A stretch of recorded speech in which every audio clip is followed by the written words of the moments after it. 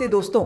मध्य पूर्व में तनाव फिर से अपने चरम पर है। इजराइल और ईरान के बीच युद्ध की आग भड़क चुकी है। मिसाइलें, ड्रोन और हवाई हमले, ये सब कुछ हो रहा है। लेकिन सवाल ये है, ये लड़ाई शुरू क्यों हुई, कब हुई, दोनों देशों के पास कौन से हथियार हैं, कौन जीतेगा और कौन हारेगा, और सबसे बड़ा सवाल, हमारा भारत इस सब में कहां खड़ा है। आज हम इस जटिल मुद्दे को आसान भाषा में समझेंगे। तो चलिए शुरू करते हैं। लड़ाई क्यों हो रही है? इजराइल और ईरान के बीच तनाव की जड़ें इतिहास में गहरी हैं। ये कोई नई लड़ाई नहीं है। 1982 में लेबनान युद्ध के दौरान ईरान ने लेबनानी शिया और फिलिस्तीनी समूहों का समर्थन किया, जिससे इजराइल के साथ दुश्मनी शुरू हुई। लेकिन आज का सबसे बड़ा कारण है ईरान का परमाणु कार्यक्रम। इजराइल को डर है कि अगर ईरान ने परमाणु हथियार बना लिया तो ये उसके लिए अस्तित्व का खतरा बन जाएगा। इजराइल का कहना है कि वो किसी भी कीमत पर ईरान को परमाणु हथियार नहीं बनाने देगा। दूसरी तरफ ईरान का दावा है कि उसका परमाणु कार्यक्रम शांतिपूर्ण है। लेकिन अंतरराष्ट्रीय परमाणु ऊर्जा एजेंसी IAEA ने हाल ही में ईरान पर NPT परमाणु अप्रसार संधि का उल्लंघन करने का आरोप लगाया। इसके अलावा ईरान समर्थित समूह जैसे हिजबुल्लाह और हूती विद्रोही इजराइल के खिलाफ प्रॉक्सी युद्ध लड़ रहे हैं, जिससे तनाव और बढ़ गया है। लड़ाई कब और कैसे शुरू हुई? इस बार का तनाव 13 जून 2025 को शुरू हुआ, जब इजराइल ने ऑपरेशन राइजिंग लायन के तहत ईरान के परमाणु और सैन्य ठिकानों पर बड़े पैमाने पर हवाई हमले किए। इन हमलों में नतांज परमाणु संयंत्र और कई सैन्य बेस निशाना बने। इजराइल का कहना था कि ये हमले ईरान के परमाणु हथियार बनाने की कोशिशों को रोकने के लिए जरूरी थे। जवाब में ईरान ने उसी रात ऑपरेशन ट्रू प्रॉमिस 3 और सिवियर पनिशमेंट के तहत इजराइल पर 100 से ज्यादा बैलिस्टिक मिसाइलें और ड्रोन दागे। तेल अवीव और यरूशलेम में हवाई सायरन बजे और लाखों लोग शेल्टर में भागे।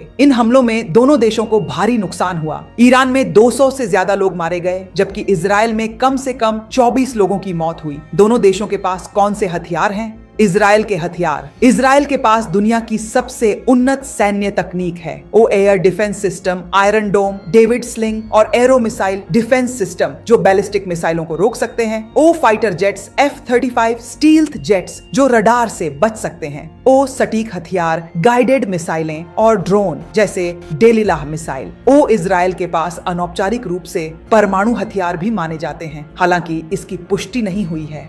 ईरान के हथियार। ईरान की ताकत उसकी मिसाइल टेक्नोलॉजी में है। ओ हाइपरसोनिक मिसाइलें। ये मिसाइलें रडार से बच सकती हैं और कुछ ही मिनटों में टारगेट को नष्ट कर सकती हैं।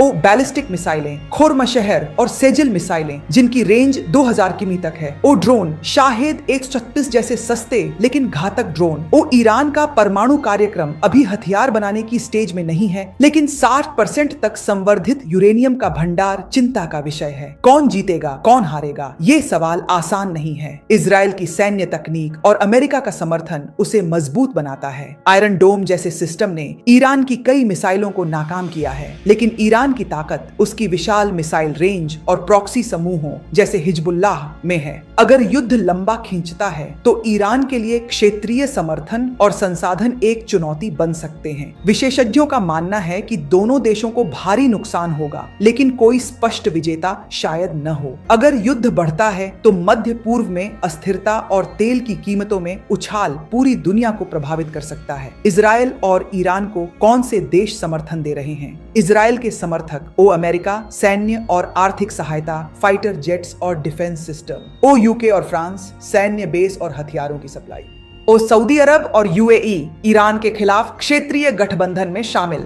ईरान के समर्थक ओ रूस और चीन, कूटनीतिक समर्थन और हथियारों की आपूर्ति। ओ पाकिस्तान, हालिया खबरों में ईरान को परमाणु हथियारों के जवाबी हमले का आश्वासन। ओ हिजबुल्लाह और हूती विद्रोही, प्रॉक्सी युद्ध में सहायता। भारत की स्थिति क्या है? भारत इस युद्ध में तटस्थ रहने की कोशिश कर रहा है। भारत के दोनों देशों इजराइल और ईरान के साथ अच्छे संबंध हैं। इजराइल के साथ भारत और इजराइल के बीच रक्षा और तकनीकी सहयोग मजबूत है। हाल ही में ऑपरेशन सिंदूर में इजराइल ने भारत का खुलकर समर्थन किया था। हथियारों का व्यापार भी बढ़ रहा है।